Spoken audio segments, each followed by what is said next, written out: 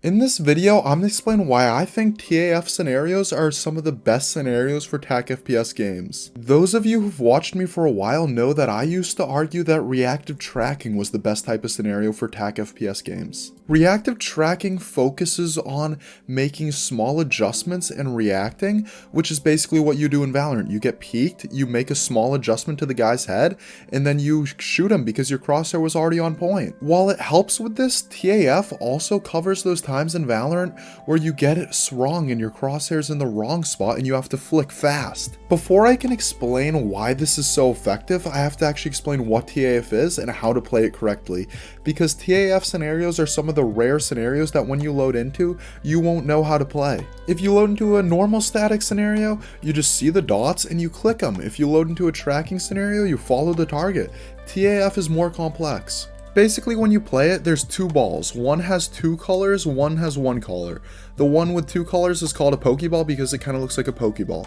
The Pokeball will stay there until you shoot it, but the normal ball will appear and then quickly disappear. If they look the same, then you need to switch your head color to be different from your body color in your enemy color settings. Then you just hover over the Pokeball. You wait until the normal ball appears. The second it appears, you click the Pokeball, then immediately flick to the solid color ball and try and click it before it disappears. On this scenario, if you're doing really well, like hitting more than half the solid color balls, that means you should find a harder version.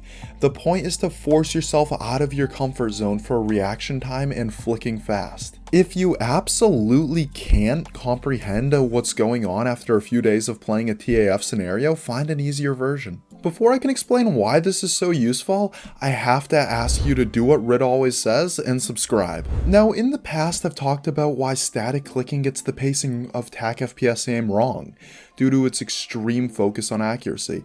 In a TAC FPS game, you want to aim fast with less focus on accuracy. I won't go too in depth on this as I just released a video on the topic. If you want more details, watch the video on the top right of your screen, then come back to this one. TAF scenarios do the opposite of generic static clicking. They force you to flick really quickly and take your shot before you're even able to actually see if you hit the target.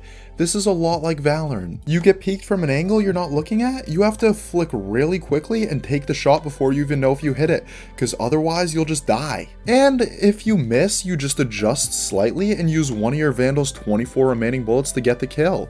It's not like 1 while 6 targets small where your score goes down. You'll still get the exact same kill in the exact same amount of time. But in the times when your enemy is good, you won't have the time to make an adjustment, so waiting to shoot before you're sure you're on target just guarantees your death in all of these. So the question is, are TAF scenarios better than reactive tracking? And I'd say the answer is that they're very complementary. TAF scenarios train you for the times that you're not expecting someone to be where they are and you have to make a long flick. Reactive tracking trains you for the times that someone peeks you where you are expecting them and you adjust slightly, and also the times that your long flick misses and you're still not dead. Both do a lot to help you improve your reaction time. So I ended up making a really cool playlist of Cooler TAF, Close Fast Strafes, and Controlsphere. Controlsphere works on your adjustments a ton, while Close Fast Strafes does some work on your adjustments. It focuses more on reaction time and aiming at people who are really close to you. And Cooler TAF does all the benefits I listed in this video. I'd say this is a really good Valorant routine. Obviously sub out the scenarios for ones that are more appropriate for your skill level, but I like it a lot. Check it out, it's in the description. Thanks for watching, subscribe for more aim training content.